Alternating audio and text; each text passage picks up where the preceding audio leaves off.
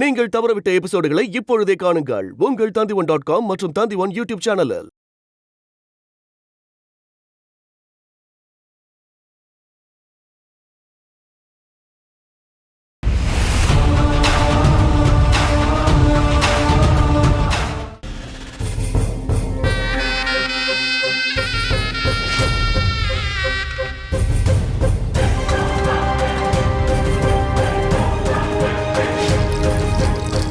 சேனைகளுக்கான போஜனப் பொருட்கள் எப்படி குறைவாக முடியும்? ஏதோ தவறு நடந்திருக்கிறது என்று எனக்கு தோன்றுகிறது. சத்திரிய சேனையில் சாணக்கியன் இல்லையா? ஆம் சாம்ராட், அந்த சத்திரியர்களுடன் அந்த மகாராணி மூராதான் இருந்தாள். அவள்தான் அந்த சேனையின் தலைமையாக இருந்தாள். அப்படியானால் அந்த சாணக்கியன் இன்னும் உயிருடன் இருக்கிறான். அவன் மட்டுமல்ல, அந்த வருங்கால மகாராஜாவும் உயிருடன் தான் இருக்கிறான். நான் மகத யுத்தத்தில் பலமுறை போஜன பொருட்களின் தலைவனாக இருந்திருக்கிறேன். ஆனால் இதற்கு முன் இப்படி நடந்தது கிடையாது.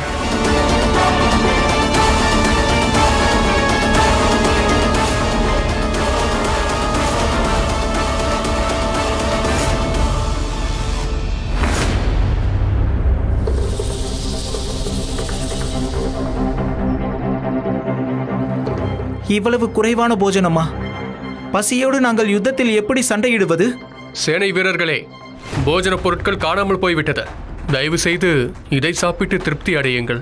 இதை சாப்பிட்டு உங்கள் பசி அடங்கவில்லை என்றால் தண்ணீரை பருகி உங்கள் வயிற்றை நிரப்பிக் கொள்ளுங்கள். நெல்லுங்கள். இந்த ஜலத்தை எவரும் அருந்தக்கூடாது. மகாராஜா, என்னவாயிற்று? இந்த ஜலத்தில் ஏதோ ஒன்று கலக்கப்பட்டிருக்கிறது.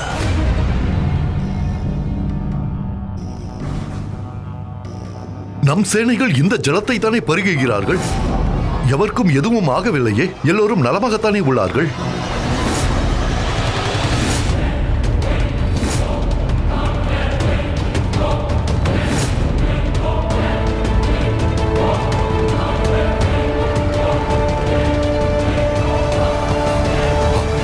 உடனே வைத்தியரை அழையுங்கள்.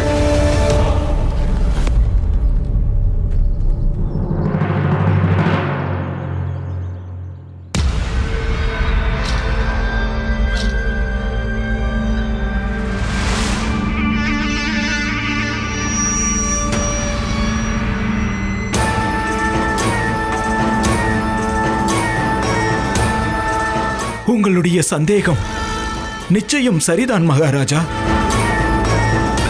யாரோ தண்ணீரில் மூச்சை அடையும் மருந்தை போட்டிருக்கிறார்கள். இவ்வாறு எப்படி நடக்க முடியும்? அது வனத்தின் சுத்தமான ஜலமாகும். மகாமாத்தியரே, இதை பற்றி நாம் தனிமையில்தான் பேச வேண்டும். ஆகட்டும் மகாராஜா. மகத வீரர்களின் மயக்கம் தெளிவதற்கும் பழைய நிலைக்கு அவர்கள் திரும்புவதற்கும் அதிக நேரம் பிடிக்கும். அந்த நேரத்தை நாம் சாதகமாக்கிக் கொள்ள வேண்டும். அவர்களை விட அதிகமாக முன்னேற வேண்டும். சுமார் 10 மைல் தூரம் மேலே செல்லும் இந்த பாதை வழியாக நாம் தொடர்ந்து சென்று கொண்டிருக்கலாம். அதன் பின் திட்டப்படி காரியங்களை செய்யலாம்.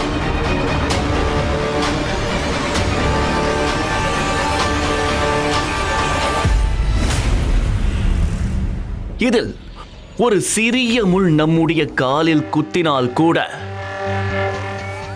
அது நம்முடைய யாத்திரையை மிக கடினமாக்கிவிடும். மன்னிக்க வேண்டும் மகாராஜா, எனக்கு புரியவில்லை. நான் புரிய வைக்கிறேன்.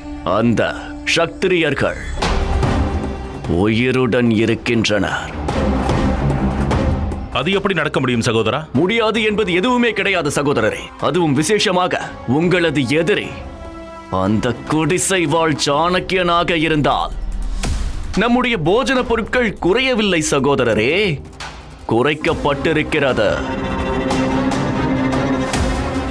இந்த வனத்தின் ஜலத்திலும் அவன்தான் ஔஷதத்தை கலந்திருக்கிறான், நமது சேனை மூர்ச்சை அடைய வேண்டும் என்பதற்காக. ஆனால் இந்த காரியத்தை அவன் தனியாக செய்திருக்க இயலாது. அப்படியானால் நாம் இந்த வனத்தின் நாலாபுறமும் சாணக்கியனையும் அந்த சத்திரியர்களையும் கொல்ல வேண்டும் சாம்ராட். இவர் கூறுவதை நானும் ஒப்புக்கொள்கிறேன்.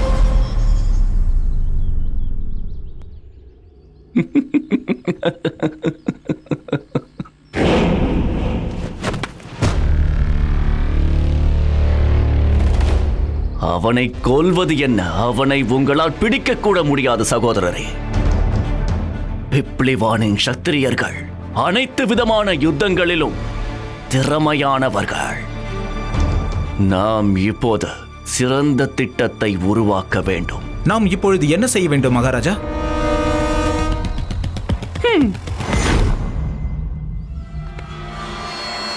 இந்த முள்செடியை நீங்கள் பார்த்தீர்களா இல்லையா சகோதரரே? இந்த செடியை நாக புஷ்பம் என்று ஏன் கூறுகிறார்கள் தெரியுமா? இதில் அவ்வளவு விஷம் உள்ளது. இந்த முள் எவர் மீதேனும் கீறினால் உடனே அவர்கள் மரணப்படுக்கைக்கு சென்று விடுவார்கள். அந்த சாணக்கியன் மற்றும் அந்த சத்திரியர்களின் மரணத்திற்கு இதுவே போதுமானது.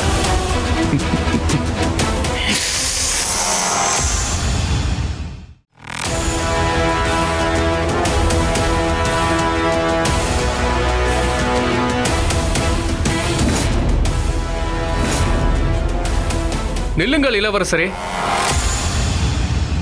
என்னவாயிற்று பல்தேவன் அவர்களே? ஏதாவது பிரச்சனையா? இதை பாருங்கள். இந்த செடி இங்கே எப்படி வந்தது? எனக்கு தெரிந்தவரை இந்த செடி தண்ணீருக்கு பக்கத்தில் தான் இருக்கும். ஆனால் இங்கே எங்கும் தண்ணீரே காணவில்லை. பிறகு இந்த செடி இங்கே எப்படி வந்தது? இந்த செடி இங்கு இருப்பதில் அப்படி என்ன குழப்பம்? இது சாதாரண செடி கிடையாது ஆச்சாரியரே. இது நாக புஷ்ப செடி. இதனுடைய முள் யார் உடம்பில் பட்டாலோ கீறினாலோ அவர்கள் நிச்சயம் மரணமடைந்து விடுவார்கள்.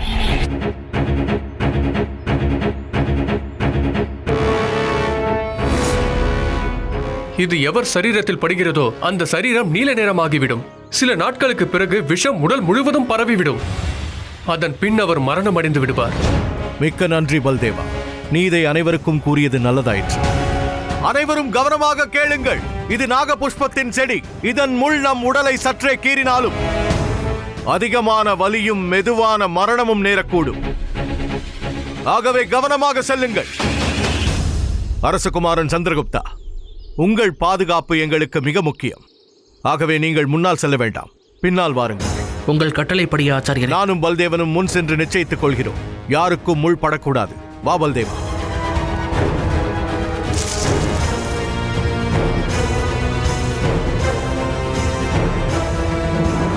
நம் சேனைகளுக்கு சுயநினைவு திரும்பியவுடன் புறப்பட வேண்டும் என்று ஆணையிடுங்கள். எவருமே ஓய்வெடுக்க கூடாது. நாம் சீக்கிரமாக நம் லட்சியத்தை அடைந்தாக வேண்டும். இனி இந்த வனத்தில் அந்த சத்திரியர்களை தேட வேண்டிய அவசியம் இல்லை மகாமாத்தியரே. சீக்கிரமே அந்த விஷமுள் அவர்களுக்கு மரணத்தை அளித்துவிடும். அத்துடன் அவர்கள் எதுவும் செய்ய முடியாமல் அமைதியாகி விடுவார்கள். பிராமணன் சாணக்கியன் எனக்கு எதிராக எவரை நிறுத்தியிருந்தாலும் சரி, அவனுக்கும் நான் அளிக்கப் போவது மரணம் மட்டும்தான்.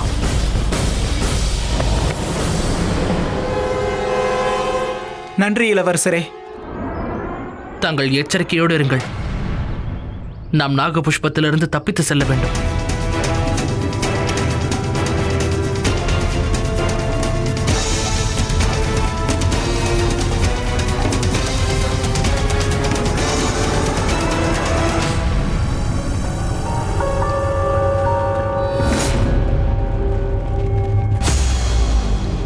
இது எவர் சரீரத்தில் படுகிறதோ அந்த சரீரம் நீல நிறமாகிவிடும். சில நாட்களுக்கு பிறகு விஷம் உடல் முழுவதும் பரவிவிடும். அதன் பின் அவர் மரணம் அடைந்து விடுவார்.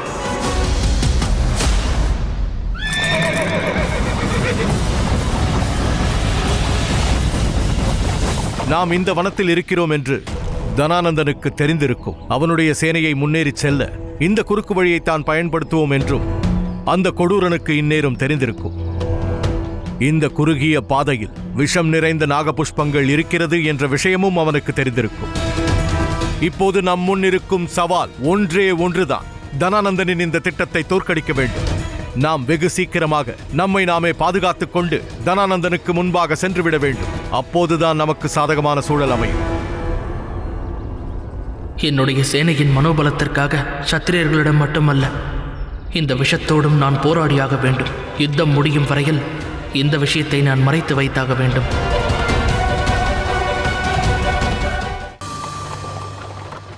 திருபுவனமலைக்கு இன்னும் சிறிது தூரம் தான் இருக்கிறது. மகாராஜாவை பாதுகாக்க வேண்டும்.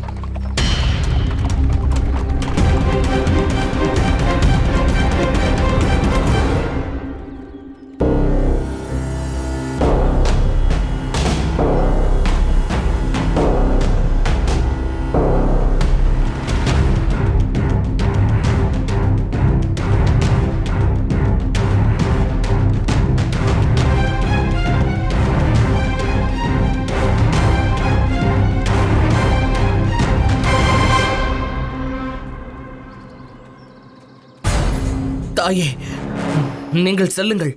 நான் உங்களை மலையின் உச்சியில் சந்திக்கிறேன். இல்லை சந்திரா, நான் உன்னுடனேயே வருகிறேன். வா. தாயே, நீங்கள் என் தாய் மட்டுமல்ல, பிப்ளிவானின் மகாராணியும் தான். அதோடு சேனையின் மனோபலத்தை அதிகமாக்க வேண்டும். நீங்கள் என்னோடு இருப்பது சரியல்ல. நான் விரைவாக வந்து விடுகிறேன். நீங்கள் செல்லுங்கள்.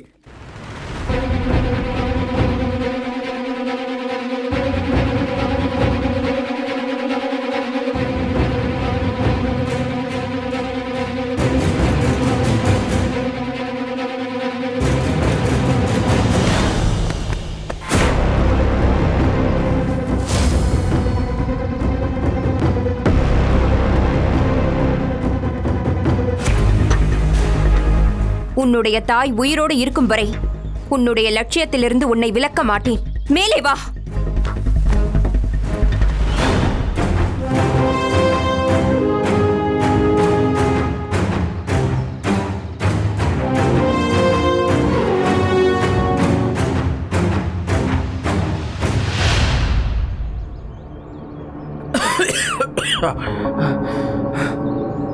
என்ன ஆயிற்று சந்திரா? ஒரு மாதிரியாக இருக்கிறாய். ஒன்றுமில்லை தாயே. அது ஐயோ கடவுளே!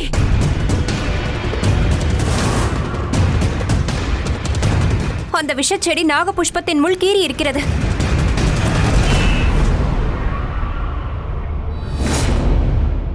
இது நம்முடைய லட்சியத்தை அடையப் போகும் நேரம் தாயே.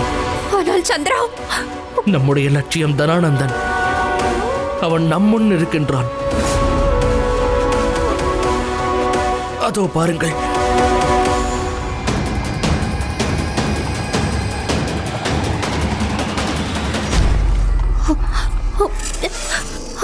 தாயே, நம் யுத்தம் எங்கே இருக்கிறதோ அங்குதான் பாரதத்தின் வருங்காலம் இருக்கின்றது. நினைத்து பாருங்கள் தாயே.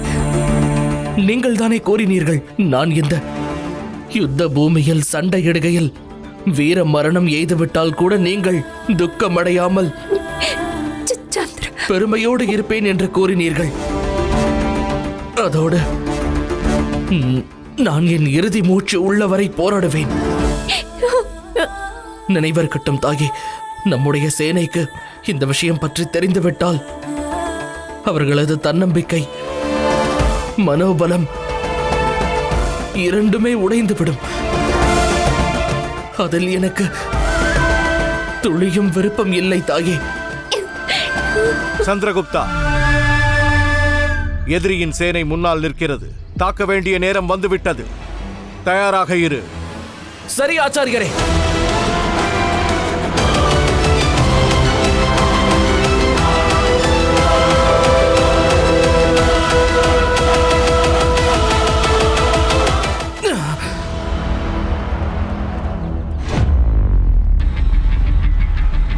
எதிரியின் சேனை நமக்கு முன்னால் வந்து கொண்டிருக்கிறது சந்திரகுப்தா.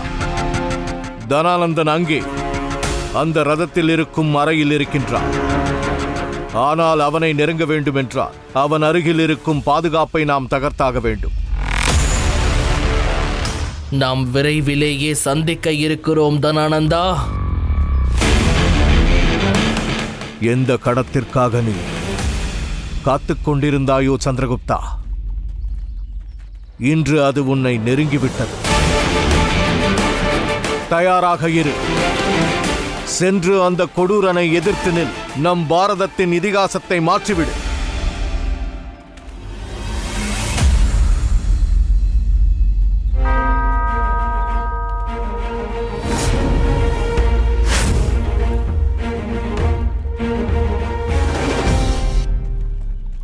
வாருங்கள்.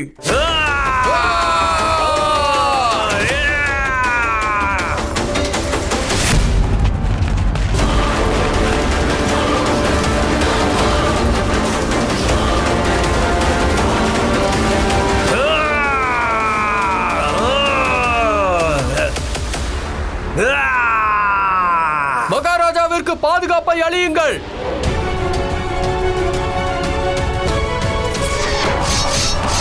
நம் சந்திரகுப்தன் அனுப்பிய தகவல் அந்த செல்யூக்கஸை சென்றடைந்திருக்கும் என்று நம்புகிறேன். சந்திரகுப்தனிடமிருந்து செய்தி. தனானந்தனின் சேனை உங்களோடு இணைவதற்கு வரவில்லை. அசாகா சேனை உங்கள் மேல் எந்த நேரத்திலும் தாக்குதல் நடத்தலாம். தங்களை வீழ்த்துவதற்காக தனானந்தன் இந்த திட்டத்தை தீட்டியிருக்கிறான். அசாகாவின் சேனை மிகவும் பலமான சேனை. உங்களால் அவர்களை வெற்றி கொள்ள முடியாது. உங்களின் உயிரை காப்பாற்றிக் கொள்ள தட்சசீலத்திற்கு சென்று விடுங்கள்.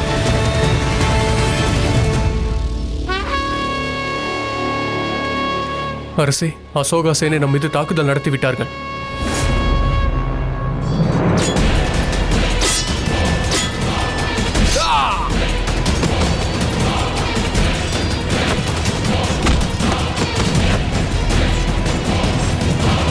அரசே, சந்திரகுப்தன் கூறியது சரி. அசாகா சேனையை நாம் அதிக நேரம் தாக்குப்பிடிக்க முடியாது. நாம் நமது ஊருக்கு திரும்பி விடலாம். அதுதான் நல்லது. ஒரு காலமும் நடக்காது.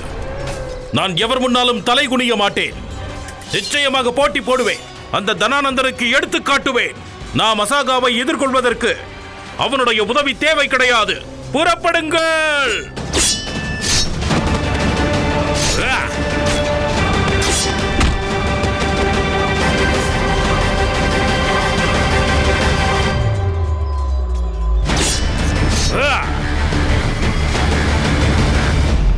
ஆச்சாரியர் சாணக்கியர் சரியாகத்தான் கூறியிருக்கிறார். சல்யூக்கஸ் அவ்வளவு எளிதில் தோல்வியை ஏற்க மாட்டான். சேனைகளே, முன்னேறி செல்லுங்கள், ஆக்கிரமியுங்கள்.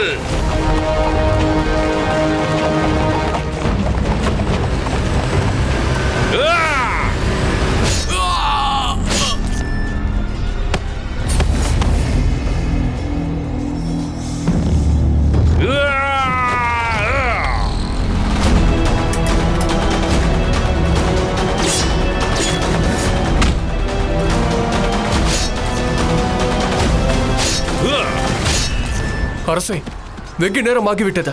இனி நாம் யுத்தத்தில் ஜெயிக்க முடியாது. இங்கிருந்து சென்று விடலாம்.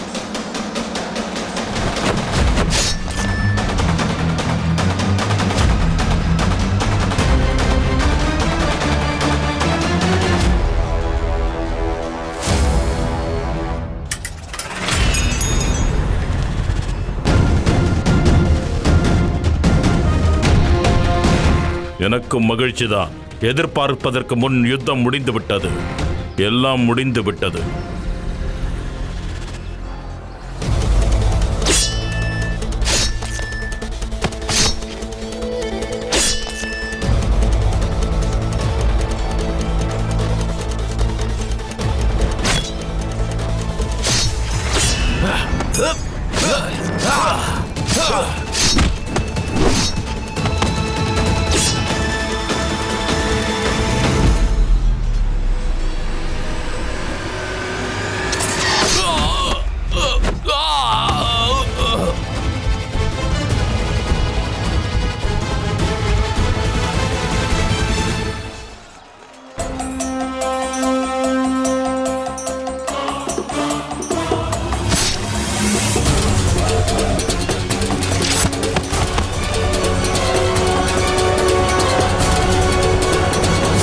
இந்த விஷத்தின் தாக்கம் அதிகமாகிக் கொண்டே இருக்கிறது. நான் யுத்தத்தை நிறுத்தவும் கூடாது. விரைவாக தனானந்தனை சென்றடைய வேண்டும்.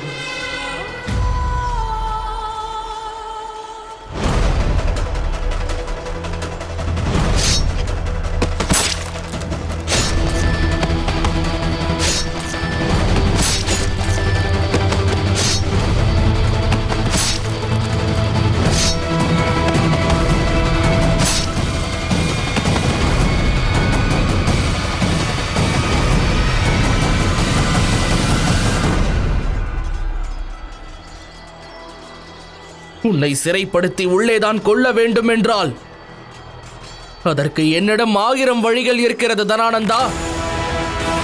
ஆனால் அதற்கு பதிலாக நான் உன்னுடைய கண்களில் மரண பயத்தை காண விரும்புகிறேன். இப்போது உன்னுடைய காலன் உன்னை அழைக்கின்றான். வெளியில் வா தனானந்தா, என் முன்னே வா. பாண்டு அண்ணா, இப்பொழுதும் நமக்கு நேரம் இருக்கின்றது. நாம் ஓடிவிடுவோம். இல்லை என்றால் தனானந்தனுடன் நாமும் மரணப்படுக்கையில் தான் உறங்க வேண்டும்.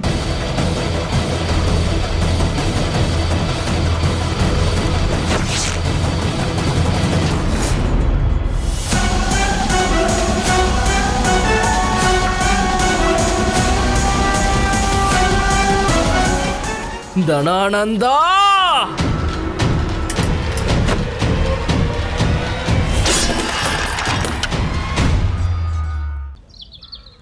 மகாமாத்தியரே, அரண்மனை முழுவதும் விசேஷ கவனம் இருக்க வேண்டும்.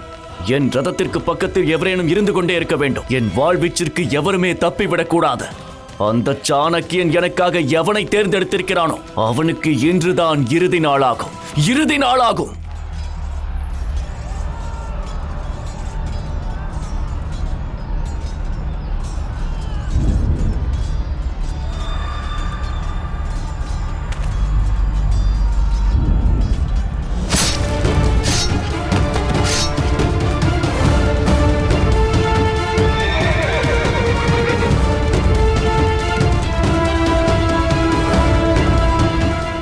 அசாகாவின் சேனைகளா?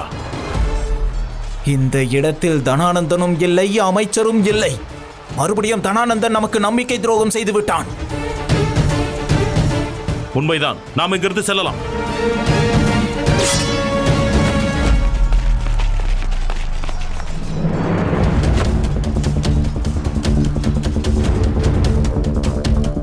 இவன் உயிரை பறிக்காதீர்கள். இவன் அந்த மகத சேனையின் சேனாதிபதி. இவனுடைய உயிர் இவன் மரணத்தை விட வெகு உபயோகமாக இருக்கும். இவனை சிறைபிடித்து விடுங்கள். வருங்காலத்தில் அந்த தனானந்தன் கூட இவனுக்காக ஒப்பந்தம் செய்து கொள்ளலாம்.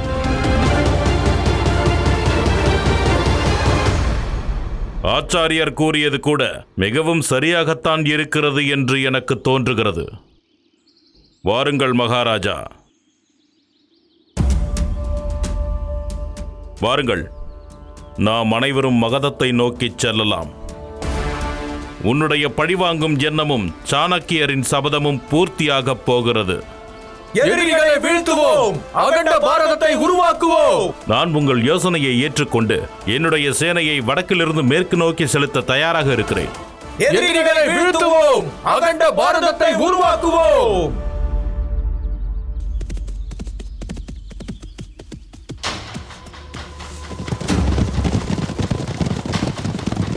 இவர்கள் இருவரும் எந்த இடத்தில் என்ன செய்கிறார்கள்? துர்தரா,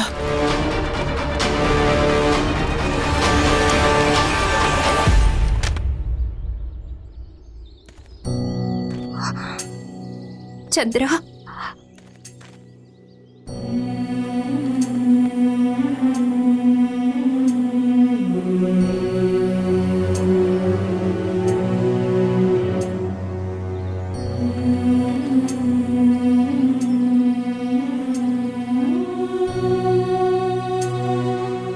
இந்த ஔஷதத்தை வைத்துக்கொள். இது உனக்கு சக்தியை தரும்.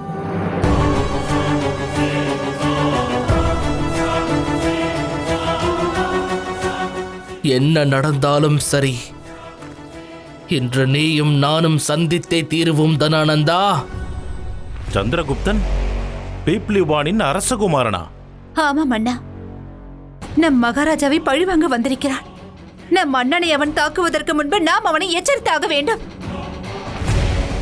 ஆமாம், நீங்கள் இருவரும் இங்கே என்ன செய்கிறீர்கள்? நீங்கள் இருவரும் யுத்தத்தில் தானே இருக்க வேண்டும்.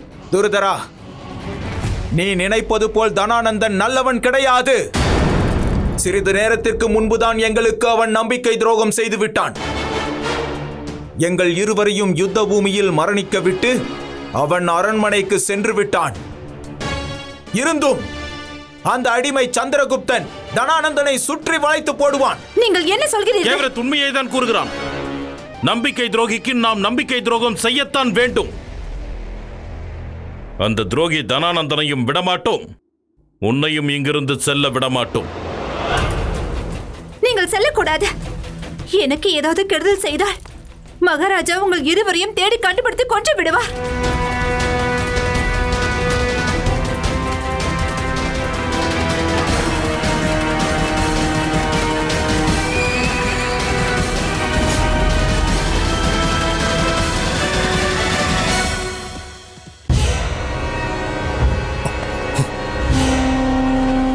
அரண்மனை வாயிலை மூடிவிடுங்கள்.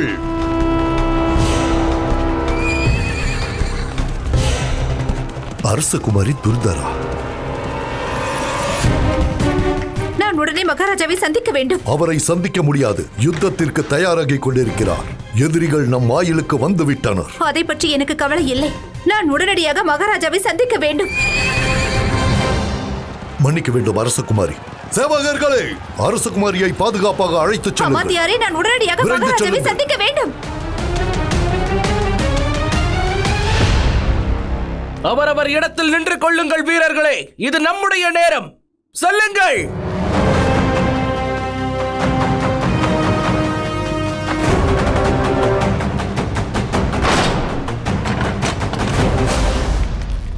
சேனைகளே, இன்று இந்த முக்கிய வாயிலுடன் பிப்ளிவானின் சத்திரியர்களுக்காக அவர்களது மரண வாயிலும் திறந்து விடும். மகதம் நமது உயிர்! மகதம் நமது உயிர்! மகதம் நமது உயிர்! தனானந்தன் நம்மை வரவேற்க தயாராக இருக்கிறான். இந்த யுத்தம் எளிதாக இருக்காது. எளிதாக இருந்தால் அது யுத்தம் அல்ல, விளையாட்டாகும். இங்கு நாம் வரவேற்பை ஏற்க அல்ல, மரணத்தை அளிக்க வந்திருக்கிறோம். வாருங்கள்.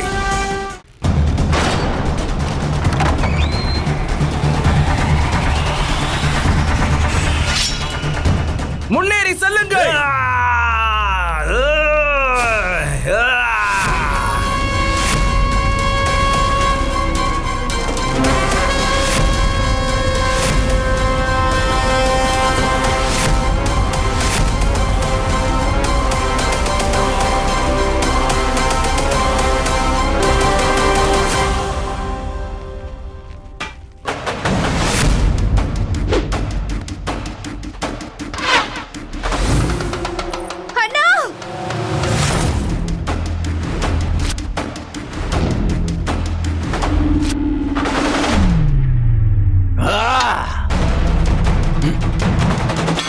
அப்போது நீதானா அவன்? அந்த சாணக்கியன் தேர்ந்தெடுத்தவன்? ஆம், இப்போது நேரம் வந்துவிட்டது. நான் யார் என்ற அடையாளத்தை நீ தெரிந்து கொள்ள வேண்டும்.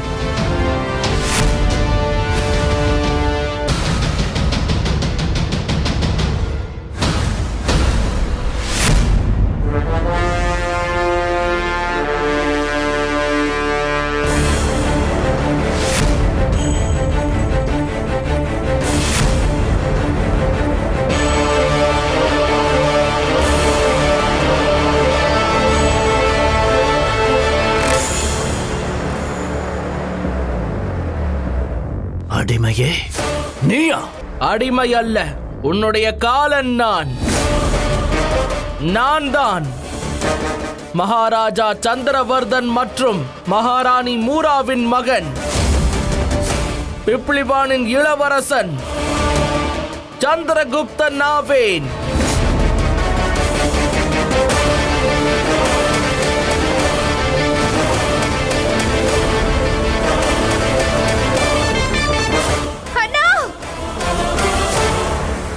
துர்தரா, நீ உள்ளே செல்.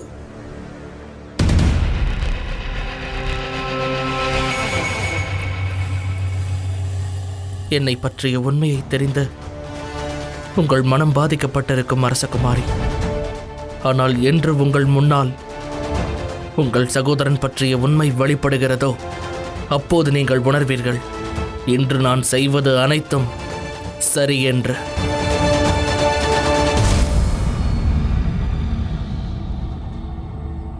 ஒன்று கூறவா மகாராஜா? இவர்களின் தலையை வெட்டி கிடைக்கும் சந்தோஷத்தை விட இதை பார்த்தால்தான் அதிக சந்தோஷம் கிடைக்கும். உங்களது எண்ணத்தை கண்டு எனக்கு வருத்தமாகத்தான் இருக்கிறது. எந்த ஒரு தீங்கு நடந்தாலும் சரி, அனைத்திற்கும் உங்களுக்கு அந்த அடிமைதான் காரணமாக தெரிகிறான். நீ மட்டும் அந்த சாணக்கியனை இங்கு அழைத்து வருவதில் வெற்றி கண்டு விட்டால் பிரச்சனையே இல்லை. அப்படி செய்யவில்லை என்றால் மகாராணியின் சிதைக்கு அக்னி மூட்டும் அவகாசத்தை உனக்கு நிச்சயம் அளிப்பேன்.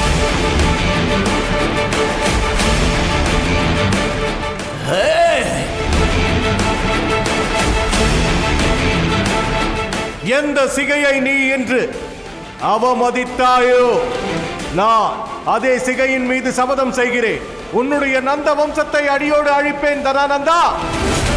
உன்னை இந்த சிம்மாசனத்தில் இருந்து தூக்கி எறிந்துவிட்டு அங்கு ஒரு தகுதியானவனை நான் அமர வைப்பேன்.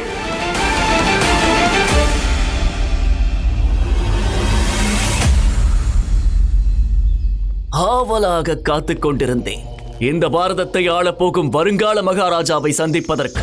எவனை என் சிம்மாசனத்தில் அமர்த்துவதற்கான சபதத்தை அந்த சாணக்கியன் எடுத்திருந்தான் அல்லவா? தேர்ந்தெடுத்தது மிகச் சிறியவனான, எனக்கு மிகவும் பிரியமானவனை. பிராமணனிடம் வேற எதைத்தான் எதிர்பார்க்க முடியும்? அவனது புத்திதான் முதலிலேயே பேதலித்து விட்டதே. ஆனால் நீ, உன்மேல் எனக்கு கருணைதான் வருகிறது அடிமையே. நீ எப்படிப்பட்ட புத்திசாலி ஆவாய்? எப்படி நீ அவனுடைய வலையில் இப்படி வீழ்ந்து விட்டாய்? அவனுடன் இருந்ததால் உனக்கும் ஒரு விதமான பிரமை உண்டாகிவிட்டதா? நீ இவ்வளவு விசேஷமான, இவ்வளவு வீரர்கள் கொண்ட சேனையை, மகதத்தின் மிகச்சிறந்த சேனையை தோற்கடிக்க முடியுமா என்ன? என் சிம்மாசனத்தில் உன்னால் அமர முடியுமா? உன்னுடைய இந்த பிரமையில் இருந்து வெளியில் வா அடிமையே. நீ உன்னுடைய உயிரை காத்துக்கொள்ள விரும்பினால் எனக்கு அந்த சாணக்கியனின் தலையை கொண்டு வந்து கொடு. மகதத்தை அழிக்க திட்டம் போட்டவனின் தலை எனக்கு வேண்டும். நீ மட்டும் இதை செய்து விட்டால் நீ செய்த இந்த நம்பிக்கை துரோகத்தை நான் மறந்து விடுகிறேன். அது மட்டுமல்ல, உனக்கு உயிர் பிச்சையும் அளிக்கின்றேன்.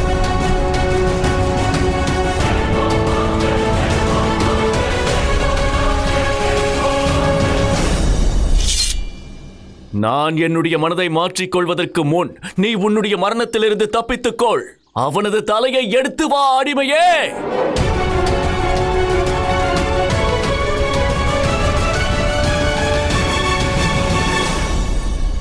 எந்த தலையில் கர்வம் இல்லையோ அந்த தலையானது வெட்டப்படாது. பதிலாக அந்த தலைக்கு முன் நம்முடைய தலைதான் குனிய வேண்டும் தனானந்தா. உன்னிடமிருந்து உன்னுடைய சிம்மாசனத்தை எவரும் பறிக்க முடியாது என்ற பிரம்மை உனக்கு உள்ளது. ஆனால் இன்று நான் அந்த பிரம்மையை உடைத்தெறியப் போகிறேன்.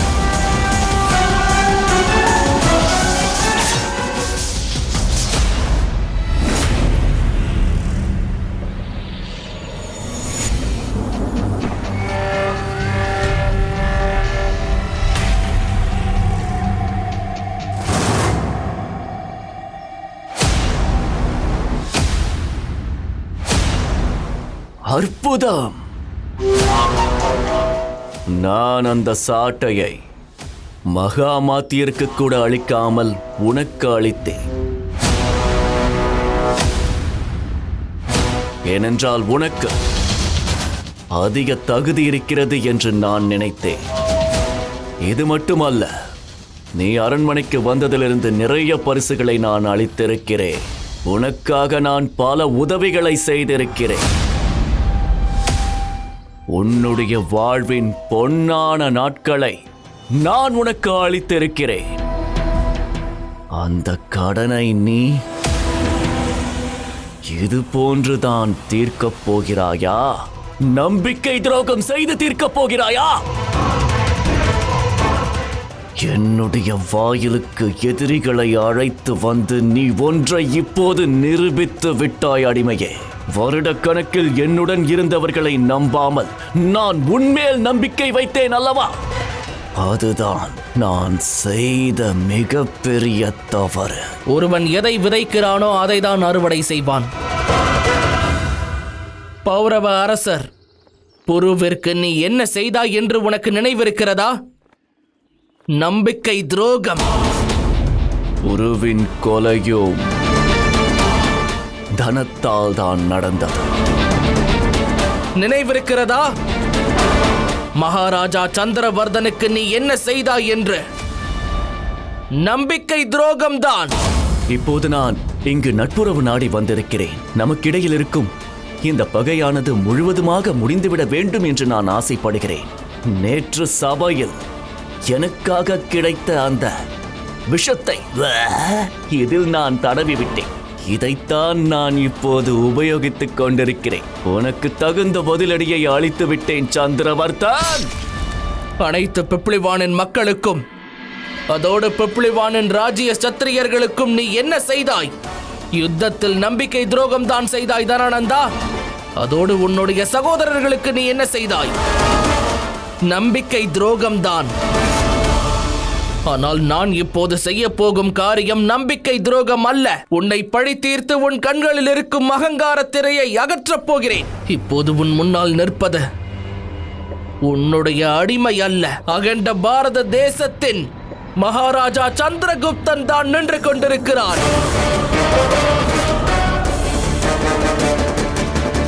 பிப்ளிவானின் இளவரசனிடமிருந்து சிறு வயதிலேயே அனைத்தையும் பறித்து நிர்கதியாக்கிவிட்டாய். என் தாய், தந்தை, ராஜ்யம், சுதந்திரம், வாழ்வதற்கான அதிகாரம், அதோடு மரியாதை அனைத்தையுமே அந்த மகன்தான் உன் முன்னால் வந்து நிற்கிறான். அவனுடைய தந்தையை கருணையே இல்லாமல் நீ கொன்றிருக்கிறாய். அதோடு அவனது தாயையும் நீ அடிமையாக்கி அவமதித்துக் கொண்டிருந்தாய். எந்த குருவை நீ அனைவர் முன்பும் அவமதித்தாயோ அவருடைய சிஷ்யன் தான் இப்போது உன் முன்னால் நிற்கிறான் தனானந்தா. நீ மண்ணின் ஒரு பிடி மட்டும்தான். என் காலடியில் கிடந்து சேவை செய்ய மட்டும்தான் உனக்கு தகுதி இருக்கிறது. மீறி என்னுடைய வழியில் வந்தால் நீ துரத்தி விடப்படுவாய். அதற்கும் காரணம் இருக்கிறது. அவர் பாரதத்திற்கு ஒரு பொன்னான இதிகாசத்தை அளிக்க விரும்பினார். ஆனால் நீதான் இந்த தாய் நாட்டிற்கு நம்பிக்கை துரோகத்தை செய்தது மட்டுமல்லாமல் அந்த தாய் நாட்டிற்கு சுயநலத்தால் சுதந்திரத்தை அளிக்க விரும்பாமல் நீ இருந்திருக்கிறாய். உன்னுடைய ஒவ்வொரு சதிக்கும் நிச்சயம் நான் உன்னை பழி தீர்ப்பேன் தனானந்தா. பழி தீர்க்க போகிறாயா?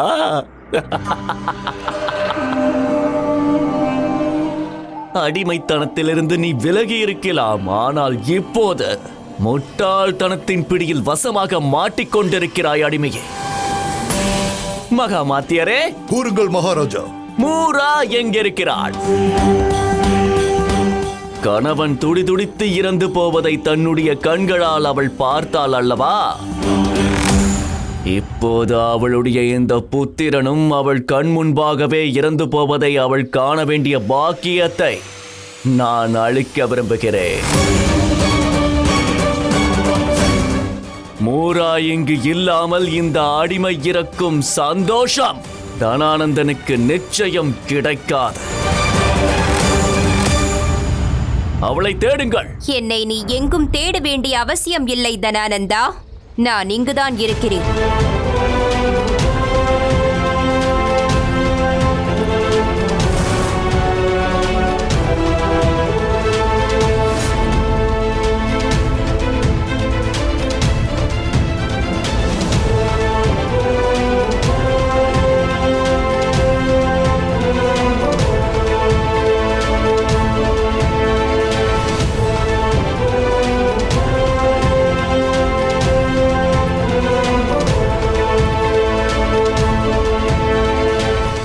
ஆடி ஆட்டமெல்லாம் முடிந்துவிட்டது தனானந்தா. இந்த மகதத்திற்கு இப்போது ஒரு விடியல் ஆரம்பித்து விட்டது. நடக்கப் போகும் தர்ம யுத்தத்தில் என்னுடைய மகன் சந்திரகுப்தனோடு சேர்ந்து அவன் தாய் நான் மட்டுமல்ல, அவனுடைய குரு ஆச்சாரியர் சாணக்கியரும் போராடப் போகிறார்.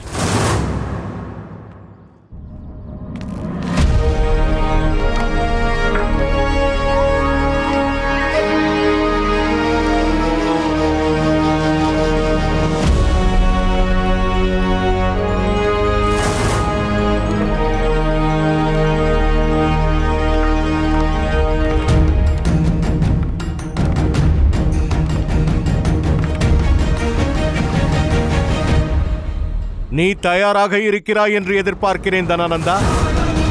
ஏனென்றால் இன்று யுத்தம் தர்மத்திற்கும் அதர்மத்திற்கும் நடக்கவிருக்கிறது. இன்று அதர்மத்தின் பிரதிநிதி, அதாவது நீ, தோல்வி அடையப் போகிறாய். இந்த யுத்தத்தில் சந்திரகுப்தனின் வெற்றியுடன் சேர்த்து என்னுடைய சபதமும் நிறைவேறப் போகிறது.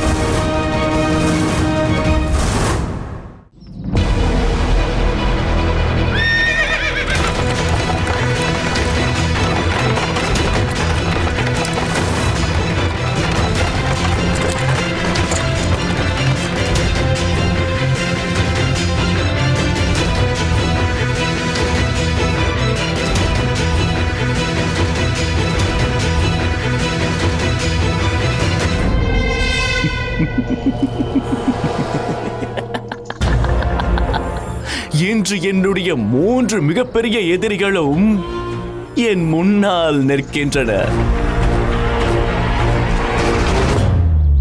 மகாமாத்தியரே, இன்றைய தினம் மகதத்தின் இதிகாசத்தில் நிச்சயம் பொறிக்கப்பட வேண்டும். ஏனென்றால் இன்றைய தினம் எப்போதும் மகதத்தின் உற்சவமாக கொண்டாடப்படட்டும். ஏனென்றால் இன்றைய தினம் மகதத்தின் மகாராஜா தனானந்தன் தன் 3 எதிரிகளையும் நிரந்தரமாக அழிக்கப் போகிறார். தாக்குங்கள்! ஆக்கிரமியுங்கள்! ஆக்கிரமியுங்கள்! ஆக்கிரமியுங்கள்!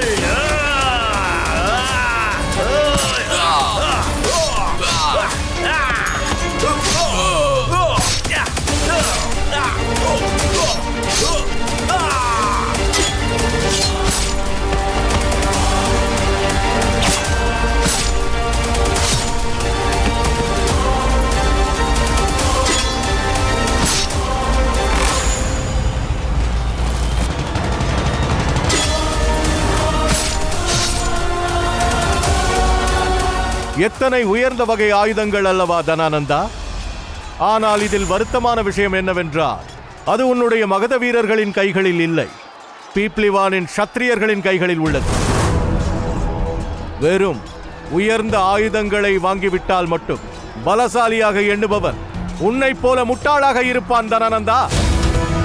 உன்னுடைய இந்த விசேஷ ஆயுதங்கள் எதை நீ விசேஷமான இடத்திலிருந்து தயாரித்தாயோ அதை சந்திரகுப்தன் தான் திருடினான்.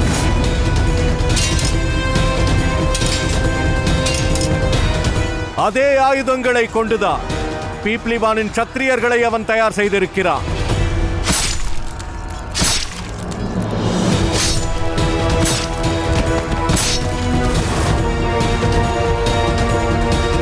முன்னோர்கள் கூறியது உண்மைதான். சிறந்த ஆயுதங்கள் தகுதியானவர்களின் கைகளில் தான் அழகாக இருக்கும். என்ன தனானந்தா?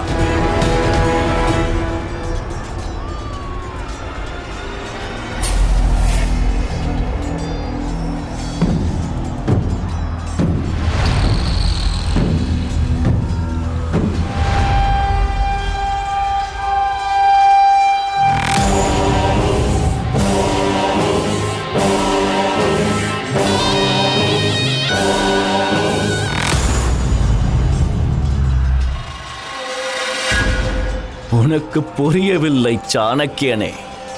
எவன் ஒருவன் சதி செய்வதற்கு திட்டம் தீட்டுகிறானோ அவன் சதி செய்வதில் அனைவரையும் விட மிகச் சிறந்தவனாக இருப்பான்.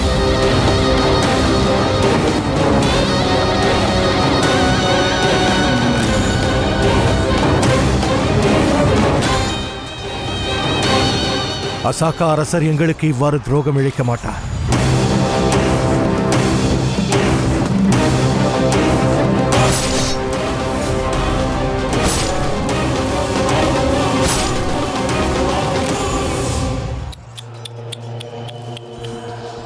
உனக்கு முன்பாகவே நான் அசாகா அரசரை சந்தித்து இது குறித்து பேசிவிட்டேன் Chanakya. Catch us on TV, Tandivan.com, Facebook and YouTube.